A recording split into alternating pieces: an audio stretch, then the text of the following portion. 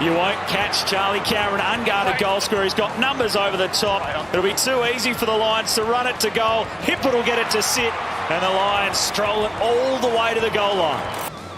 Long ball forward. Loman! He got so high. Will Ashcroft with strength got it through. McKenna doesn't need too much room. He just makes the footy talk.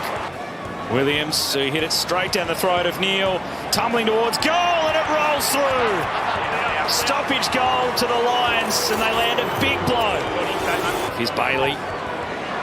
Rayner. Levi Ashcroft just waiting back. Didn't need much room.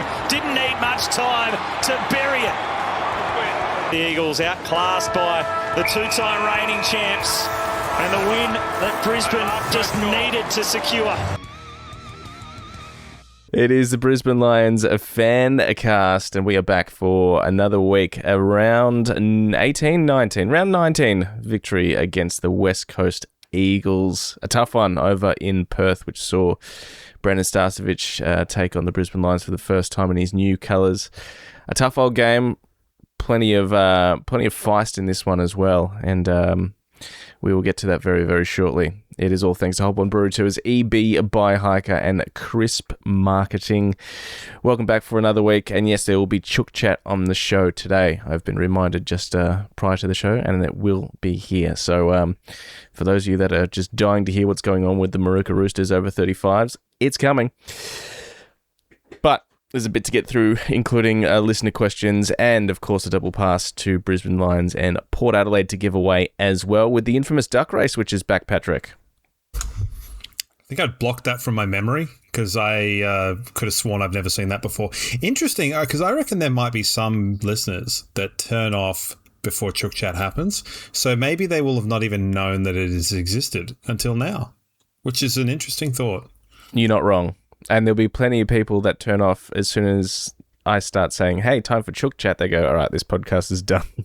Next. That's a good point. I mean, to me, it's a bit like, I learned an interesting factoid last night that apparently in some parts of the world, camels and sharks have gruesomely and horribly met, despite the fact you would think that there's a world where they don't know that either one exists. So these people may or may not know that Chook Chat exists. Let's talk about our football team. Yes, now, I did say this last week, it was going to be no walk in the park, and it was a tough game. West Coast, very good early on, kicking very straight. We were diabolical, especially when it came to set shots, and as Lachie Neale said in the post-match, we got absolutely roasted in the middle, so that's going to be something we need to tidy up in the coming weeks as we rocket towards September. But Eagles were good.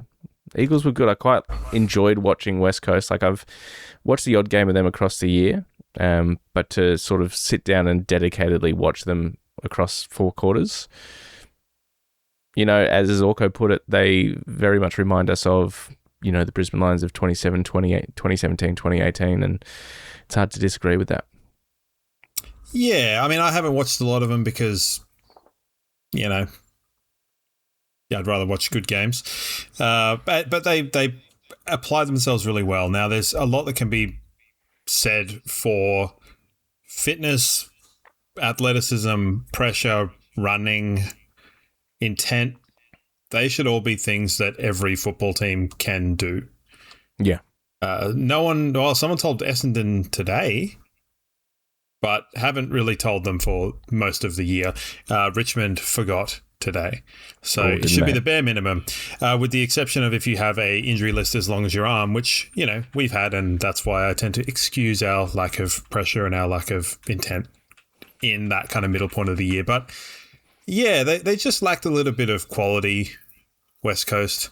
But they were pretty good.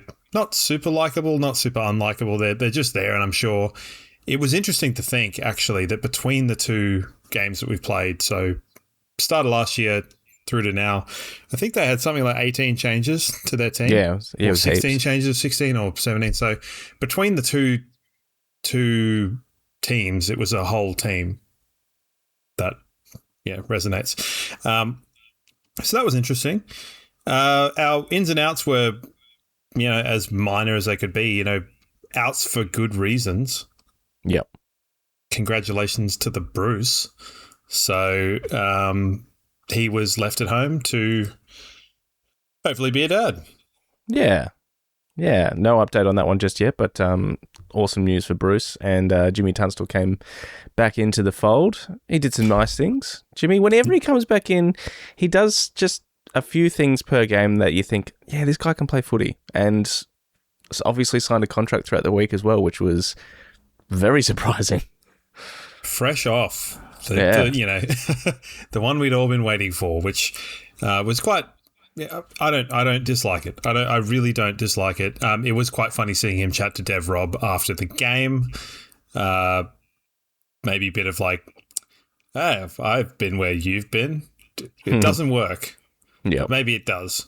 So, yeah, that was the only in or out. And start of the game, it seemed fine.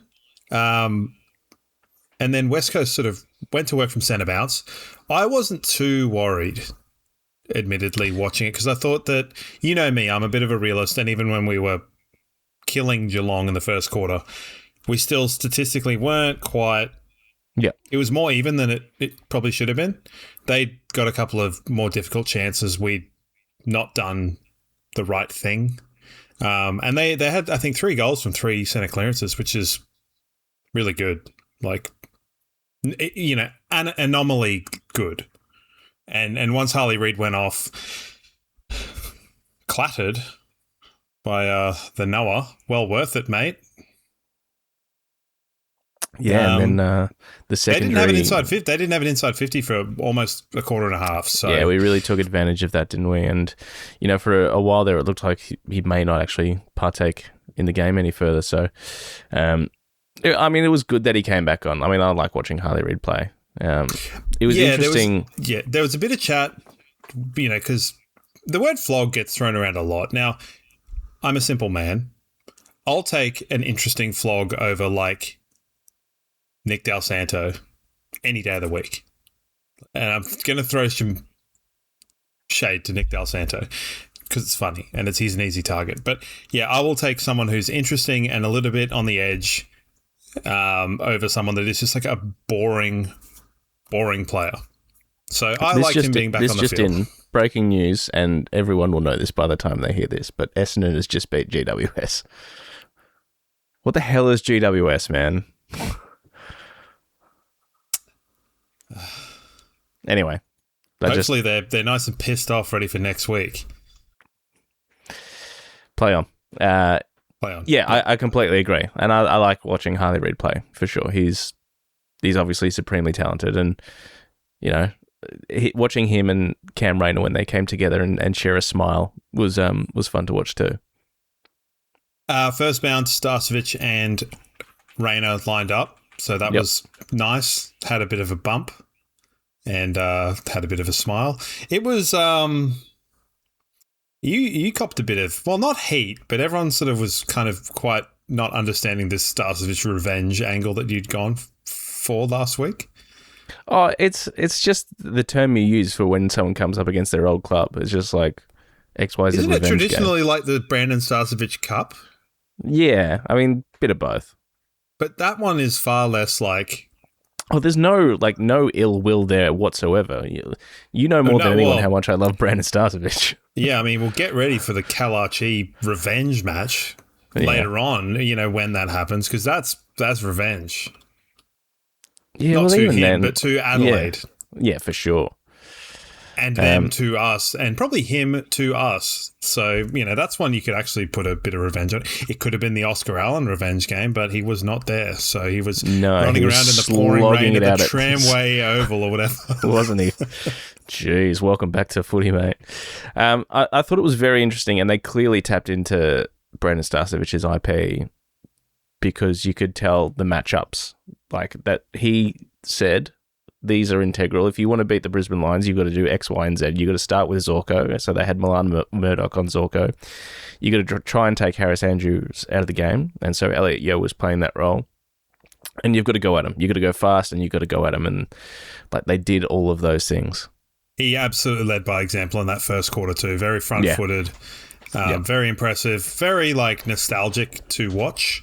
They were a little bit unlucky because one of their blokes went down with a hamstring pretty early on, which made things a little bit more manageable. It meant when we had a guy potentially go down with a hamstring, he could plod around the field for 3 quarters. So, kicking on his left foot. Yeah. But yeah, that first quarter, they kicked 5 goals, remarkably similar to when we played them. Not last year. Well, maybe last year and maybe even the year before. They seem to have a bit of a script that they go by. Essendon. Yeah, I know. What's going on? A good game though. Like I said, plenty of spice involved as well. A few melees and a lot of fines to come out of this match as well. Liam Baker's got himself a week. Ainsworth gets $2,000 for his high contact, low impact bump on Harley Reid, even though they found there was no high contact. Makes sense of that, if you will. $2,000, whatever. Just ridiculous that he got put on report to begin with. Lohman staged for fine for staging and a couple of melee fines in there as well. So a bit to come out of it. The staging fine would have been that 50-metre penalty on Reid, I think, where Reid goes to kind of love tap him, and which, if you're going to swing an arm, is it really staging? Maybe. Don't know. One thing I found is, their last 2 goals of the game, or Reid's one, and then also I never thought I'd see the day that Waterman would drop his knees and roll the shoulder and get clattered by Harris Andrews, but here we are. The the coined term of the public school final boss. I like Jake Waterman a lot, so caveat. But yeah, the public school final boss, Jake Waterman, dropping his knees and rolling his shoulder to draw high contact. Fantastic. Kai Lohman was quite important because he kicked the ball into the goals. Yeah. Yeah, when few others were at that point. That's 2 weeks in a row where Logan Morris has been pretty underwhelming in front of goals. Yep. Yep.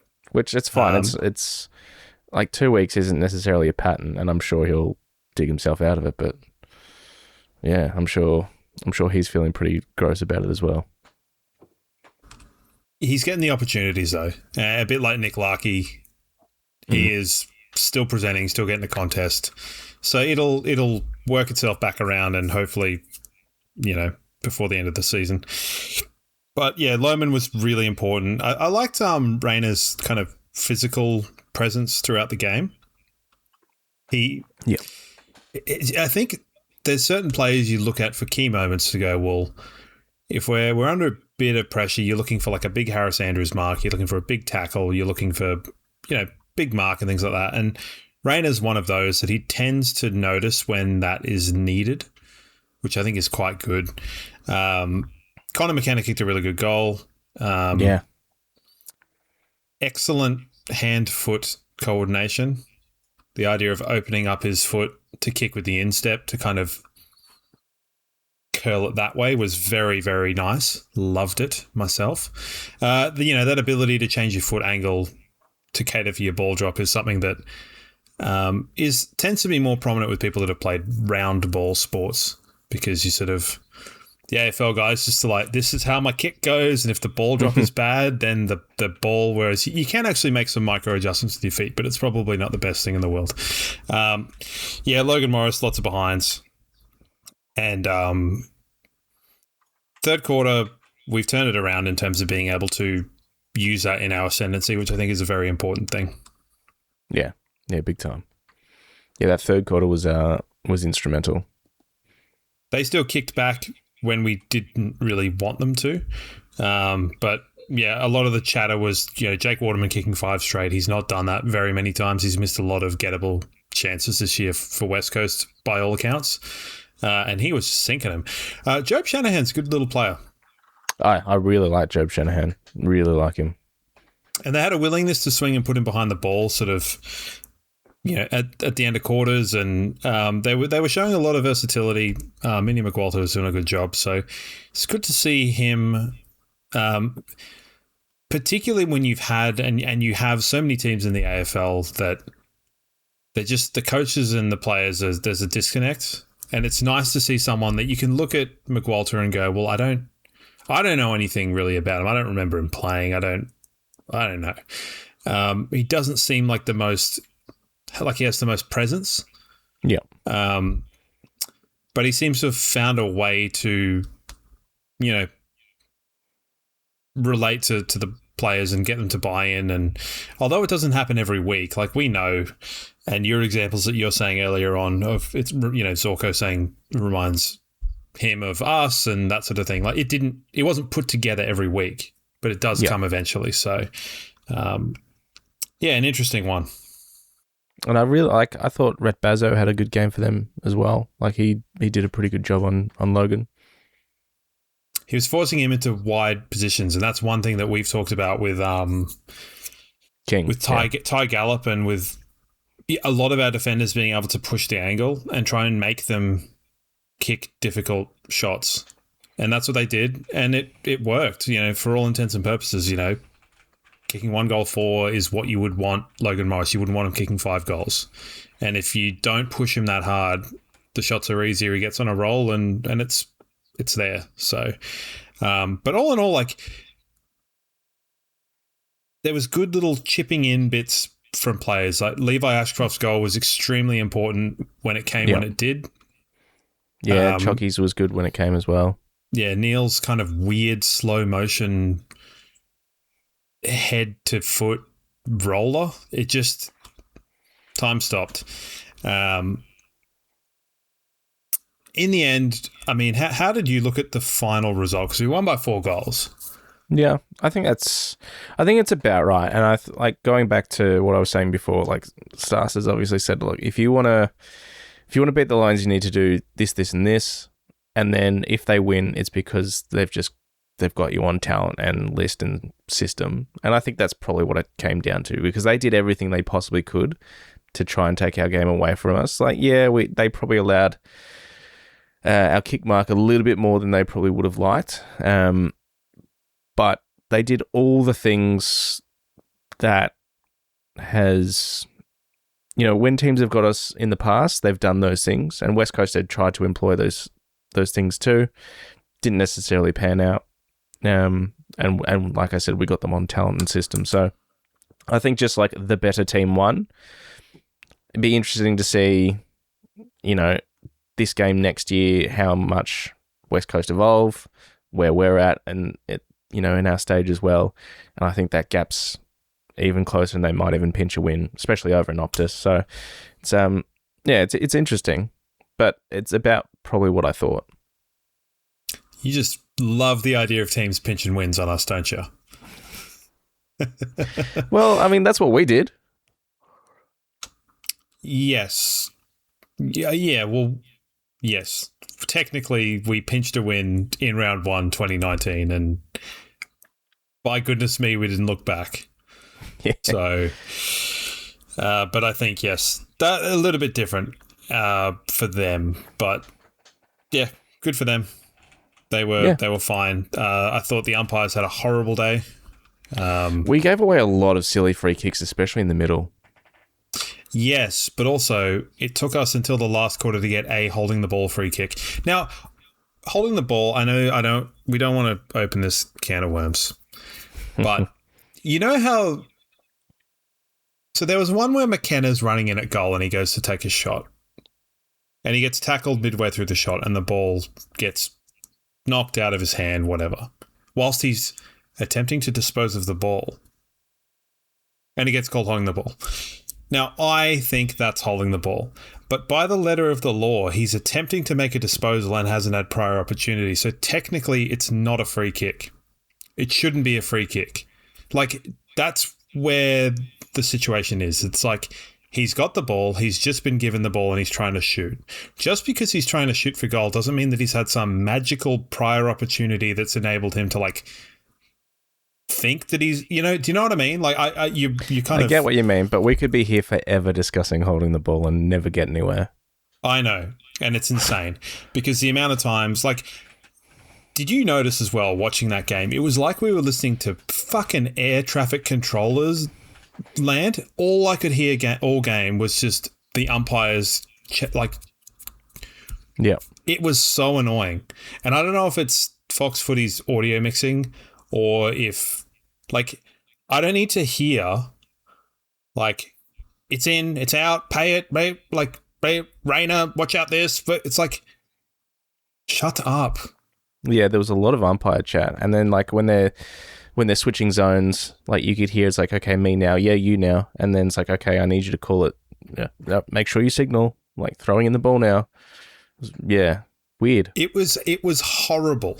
I don't need to hear the umpires ever. Really, I don't. I don't care to hear the umpires because even hearing them, it doesn't make anything any better for them trying to talk about stuff. You get your one soundbite of don't use that tone with me. It's cool. You've got your one soundbite that Razor Ray already gave you years ago, and he's not even likable anyway. I don't want to hear that. So it's it's stupid. It was really, really poor. And maybe it was because no one at Fox Footy or in the AFL gave a shit about our game because of what was on the other channel. Yeah, big time. Tell you what, There's I've definitely never been happier to see David King and Jack Riewoldt on the TV than I was when they were at the Collingwood-Carlton game. Oh, super happy. Anyway, that's my little rant. But yes, we should have gotten plenty more holding the balls, but they just, for whatever reason, no good. So, what else? Don't know. I think that'll just about do it for the game. I mean, unless there's anything specifically you want to have a chat about. I thought Harris was really good. He was great. Harris was good. Lester was really good. Zorko scored a try. He did. He did. Really strange. Yeah. Zorko annoyed me in this game, as you can probably understand. It was very odd, wasn't it? It's like hamstring, but not. He had, whatever contraption on his leg for most of it. He looked bad. He looked like he was struggling. Couldn't move. He looked like if you put me out on the field, I wouldn't be able to move. Kick on his right foot. Yeah. He had no lateral movement. He had no linear movement. He had no power to do anything, but he was still on the field. And I was like, God, man, Zorko's he's having a game. He's having a game. And then he got a goal assist off the left back. So I was, I'll zip it up. But still, I would be inclined to rest him this week. Yeah, big time. And especially when we got someone in the twos that is just, essentially like for like. Do you know one thing that I find it's really interesting is that we've dealt with our injury salad over the time. Boy, have we. But how strangely psychotic is it that we've got genuine match winners at AFL level playing VFL? Mm-hmm. It's good, though. It's a good problem to have. It's unbelievable because you look at other teams and you go, Fremantle are great, but they've got 8 players that are yep, they're potentially match-changing characters in their team. And we've got fucking Kadeen Coleman running around in the twos. One kick away from a Norm Smith. Come on. Yeah, I hear. Be reasonable. Check out the best breweries across Brisbane and the Gold Coast with Hop On Brewery Tours. Book a half or full day tour at hoponbrewerytours.com.au. All right, you want to get in some votes for hoponbrewerytours.com.au? Book yourself a half or a full day tour at Hop On Brewery Tours. I would like you to go first because I actually found votes to be really difficult in this game. Yeah, difficult this week. Okay, for me, Lohmann 3, Will Ashcroft 2, and Harris Andrews 1. I've neglected Will when he's deserved votes the last few weeks, to be fair. That's fair. I'm going to slightly... Well, I'll give Ashcroft 1, your man Lohmann 2, and Lockie Neal 3. Yeah. Lockie Neal stiff from me to not get votes, but there's a bit of, I don't know, you're leaving, so bug you as well. Would you say spite? And it's like, well, yeah, I guess there's a little bit of spite, but it's also like you've had so many votes. Like, we know you can get votes. Yeah, that's a good point. Who do you think will? I know that we're probably going a touch early. Who do you reckon will lead our Brownlow count this year? Lockie. I think Ashcroft. His last month has been good, but before then, not. Yeah, I suppose Lockie did have a really good start to the year. I mean, it should be. I think Wilmot will lead our BNF. He was quiet, actually, on the weekend. He wasn't as quiet as the week before. I think Zorko being there has kind of ruined a little bit of equilibrium that he's had. Yeah, but he was important in the last quarter. His running was really good. So there were certain moments with him. Tunstall was like awesome and then a little bit annoying at different times. And the things that he was doing like were not coming off, but it wasn't actually his fault. It was the other people around him that like were flat-footed or some, that sort of stuff going on. So poor little fella. Poor little Tunstall. Yeah, strange game from Jim. So it'd be interesting to see if he holds his spot, depending on availability and all that sort of stuff. Well, let's have a quick look at changes because the twos had as close to a full-strength team as they've had all year and went down to Sydney at a absolutely disgusting game of footy at Tramway Oval where it pissed down sideways the whole time. So that would not have been fun. Yeah. They were slightly unlucky with Annabelle and Brain and someone else that were travelling emergencies. Yeah, Curtin. Right? So I mean, if that game's played in Queensland or in Perth, it's probably might be a difference maker having those three there. So, but yes, well, Annabelle played. He finished with 30. Yeah, finished with 30 and 7 clearances. Poof. Fair enough. Oh, I stand I stand corrected. Sorry. Marshall, he's had another good game, 30 and 1. Link got through, which is good. Cooper Hodge played a game as well. Well, sort of 9 touches for him. Henry Smith, 2 goals, which is good news. Oscar Allen very much eased back into it with 7 touches and 1 goal. You would imagine he's going to come back in. But that comes the big question of for whom. One change that we're going to make is obviously Zorko for Coleman. Like, just do that. Tunstall for Bruce. Yeah, Tunstall for Bruce. What's happening with Oscar Allen? We didn't get him across to play twos. We certainly didn't. And did you listen to Fagan's post game? No, I haven't actually. I'd sort of half listened to it. Because one of the question askers sort of said like Hipwood's only had 7 or 8 touches. Yeah. And Fags kind of went, well, a lot of key forwards get 7 or 8 touches, and that's not really what we're concerned with. Yeah. And then he also went on to elaborate the point of we're likely to try having all 3 of them in the forward line. Basically is what he was saying. Like, whether that makes us better or worse remains to be seen. But I think that they will bring in Allen this week. They could bring him in for Tunstall and they could not have Bruce. Like, they could not have Bruce come back in. Which to me, I like all year. I know, and I'm playing devil's advocate here because you know me, you know me. I would not have Bruce in the team because I think he's super important for what he does. Port could be unlucky and could come out. If gun to my head, you said you have to play the 3 talls, who's going to come out? It would be Fort. It's a big change. It is. Now, there are ways around it because there is also an opportunity that perhaps Draper and Fort have been sharing the ruck duties sort of more or less 50-50 this year with the intention that one would do 70% later on, depending on who you want. So it could be the case if Draper's been on essentially managed minutes throughout the year in order to kind of build him up into finals, because he looks fit and he looks energized and it's great.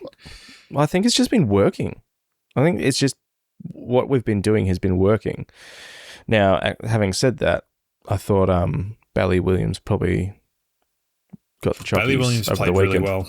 Yeah, he Bailey was really Williams, good. sneaky good ruckman. Yeah, Sneaky good ruckman, and that's the sort of player that you need in those developing teams in order to allow your mids to get first use. So it's good for those guys. It could also be a situation where if you have no, second ruck, you could say, well, all right, Draper's going to ruck for 70% of the game, but maybe he doesn't do defensive stoppages and Gallup does defensive stoppages. Or when he switches out and you have, Allen on, Allen does forward half stoppages, or, Eric does forward half stoppages, and they kind of chunk it that way. it's just yeah.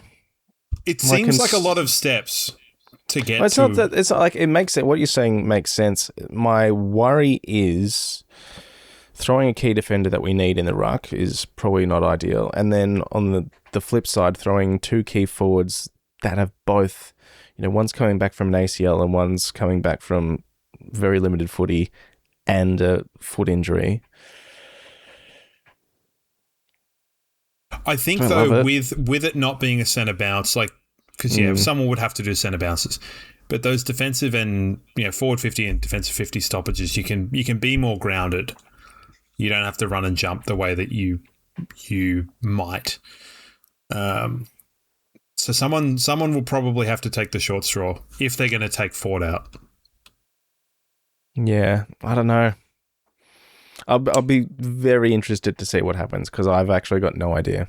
I would kill to be a fly on the wall of this selection meeting.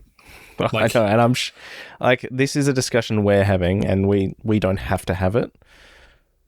Imagine how in depth and long and tortuous that discussion is between, Danny Daly, Chris Fagan, and the rest of the match committee. Because, like I said, we didn't bring Oscar Allen in to play twos. On one hand, I really want that bigger body down in the forward line to help Logan out as well. But I just don't know who, because all the smalls are playing really well. Loman's been amazing, especially this last fortnight. You can't drop Connor McKenna. You simply can't. Charlie's been really good as well. And if you didn't drop him last year, you're not dropping him now when he's in form. It's impossible. The easy option is to drop Hipwood. I think the more difficult one is to rework the entire structure. Yep. And I don't know whether I would want them to do that. It's a bit late in the season to be reworking entire structures too. Yes, but I think it's the last opportunity to be able to do that. Yeah. You wouldn't be able to do it. If you're going into that Hawthorn game, you're not doing it there. No. And then the aside for that is if something went horribly wrong and you're doing it in a final series.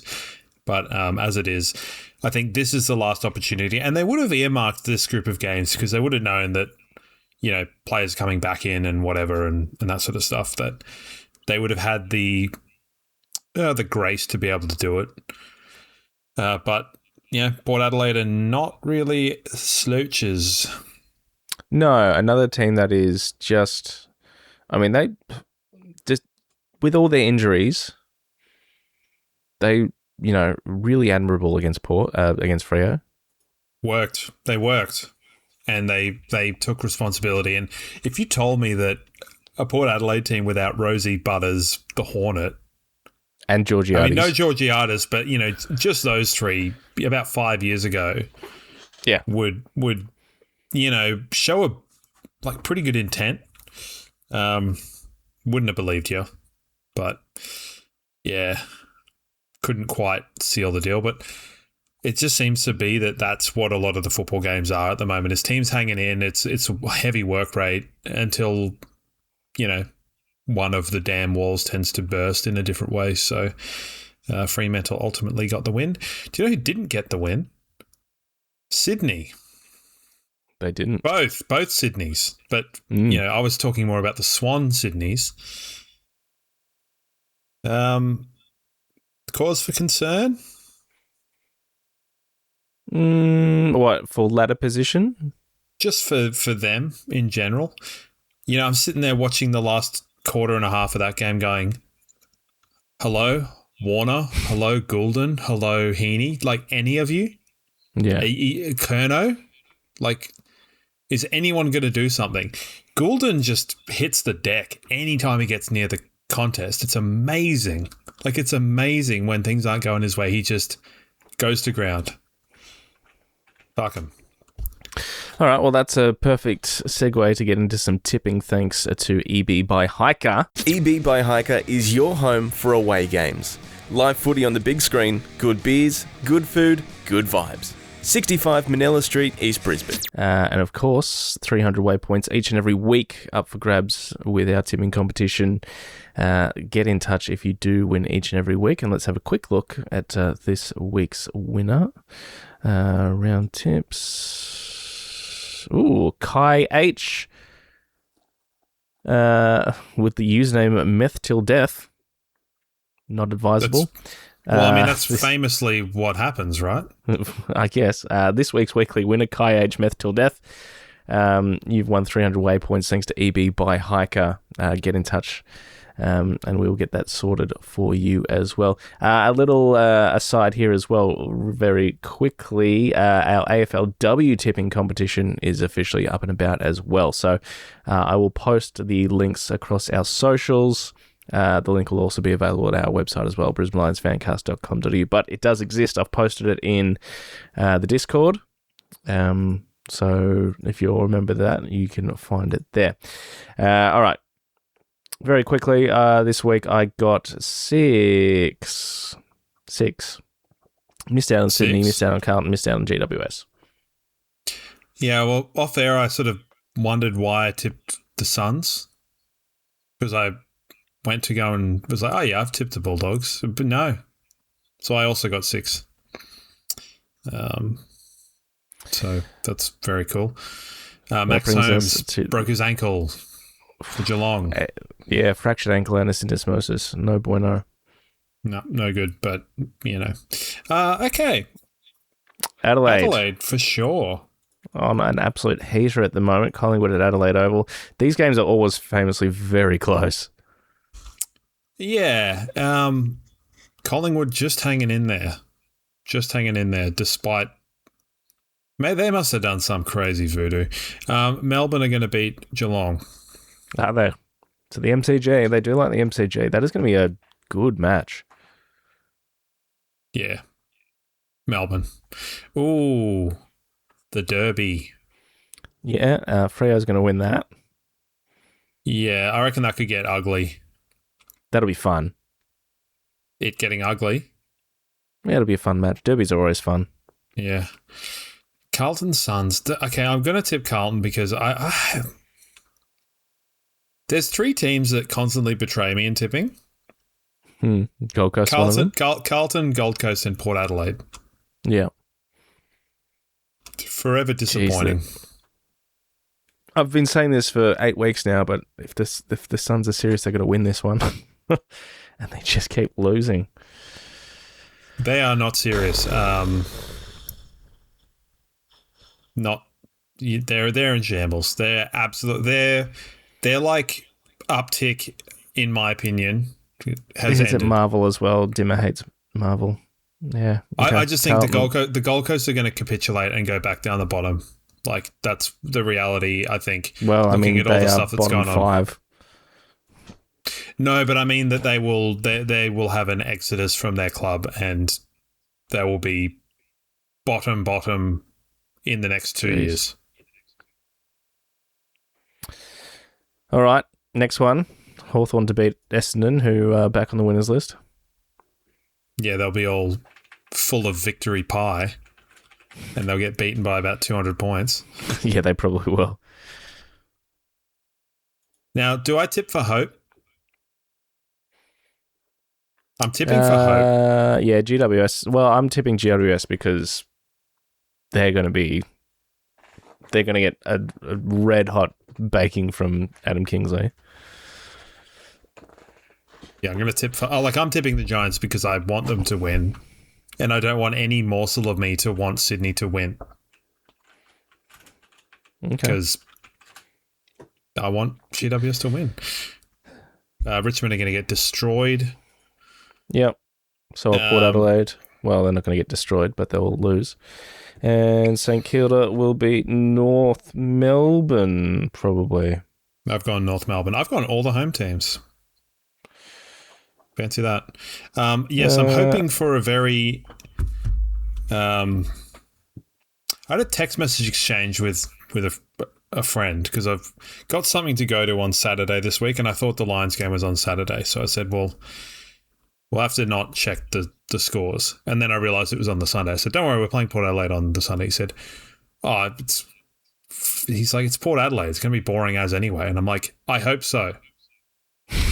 I hope so. Yep. Because if it is not boring as, something has gone weird.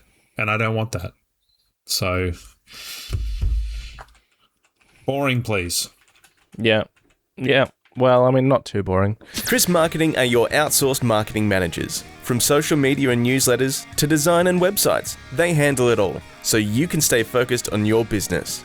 crispcoms.co. Let's get into some questions thanks to Crisp Marketing. crispcoms.co is the website if you need any marketing, if you're in business, if you've got a podcast, you need a website, help with your social media, brochures, flyers, anything like that. Abby and the team will absolutely sort you out there.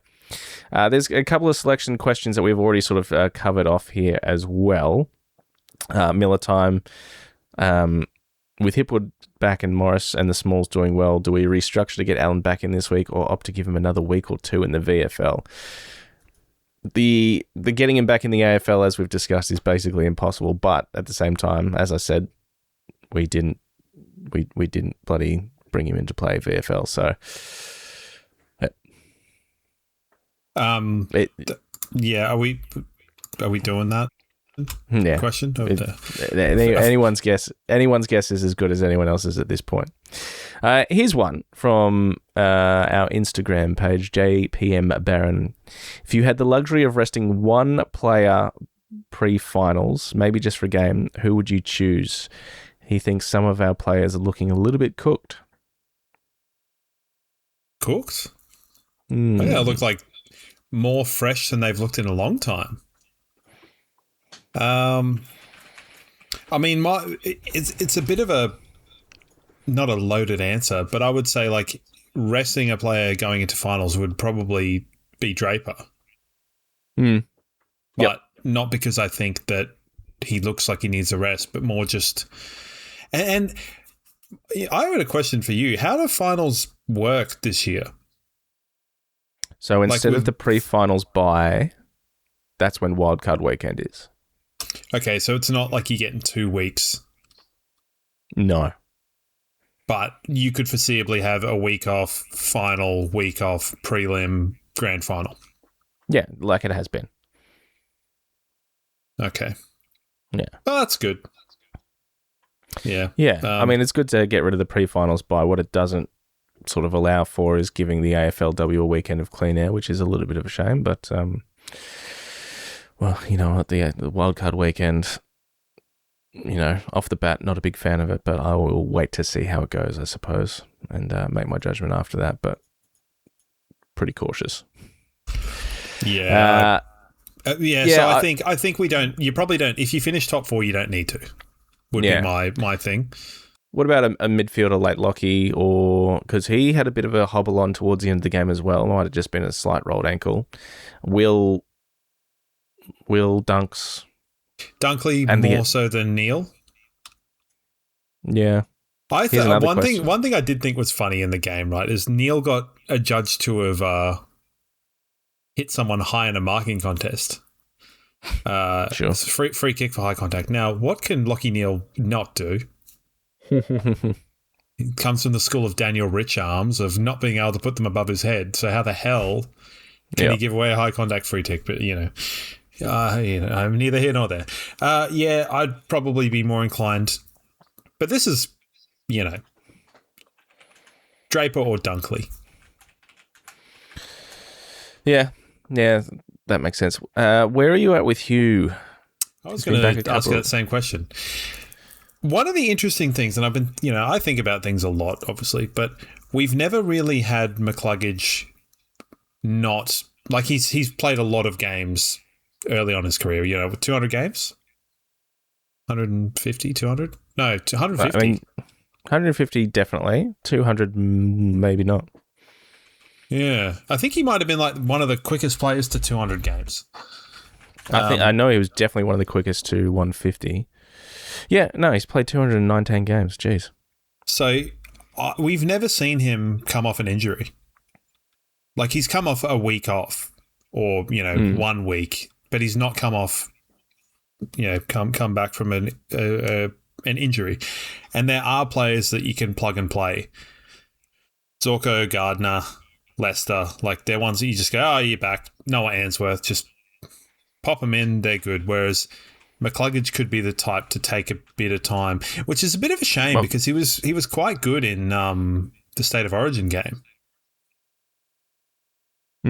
Like, so it's not as if he didn't have his touch at any point. It just was really bloody early. I'm fine with it. If he's slow and then has a good final series, that's great. I mean, yeah, ideally it's very much it's reminded me of when Will came back in 24 from that knee. Like obviously his first 5-6 weeks were really slow out of the blocks and then just hit his stride at the right time. So if he can replicate anything like that, we're in for an exciting September anyway. But yeah, I don't know. It's just he's nowhere near what he was last year. Nowhere near it. No, it's his spatial awareness is not. I mean, and that's one of the things that I would describe as is like the thing that he does better than anybody else in the competition is just not quite there. He's getting caught holding the ball. He's not making the right decisions and things like that. So it's okay. We've got leeway. Okay. M. Robinson, which I'm sure it's not Mitch Robinson. It's not. He was having a chat about Zorko. That's fine. Nathan says, is there any coincidence that our return to form has coincided with Noah's return to the team? Seems like a more defensive-minded small defender is a very important cog in our team. Well, that's something we've been chatting about on this show for years. Is it coincidence that he came back and that's when I think just having that back line a little bit more settled because it was just a revolving door for like the first half of the season. Yeah, I think if we'd had a stable backline, it probably would have sorted itself out. But I think that, again, there's things he does that no one else in the team does. So, and that's what's important. Yeah, well, I love that weird little guy. Thomas with a left field question here. What's your favourite sandwich meat? Now, I had a problem with this because I think it lacks a lot of context around, like, is it a heated sandwich? Is it a open face sandwich? Is it a toasted sandwich? These are important factors. Yeah. Okay, let me just give you this.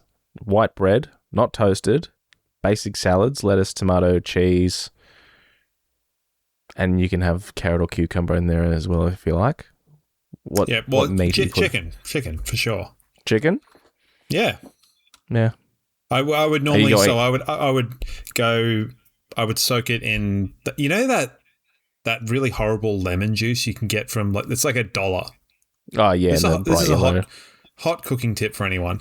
If you want to have like a good lemon chicken, cut up your chicken into strips, put it into a container, and just swim it in that bad boy with some salt and pepper for like, I don't know, 45 minutes. 45. No. If you do it too long, then it starts to cause problems.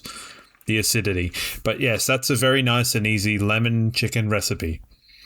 Sure. But it is delicious. So that, by that metric, that one. If it's a toasted sandwich, ham or Vegemite.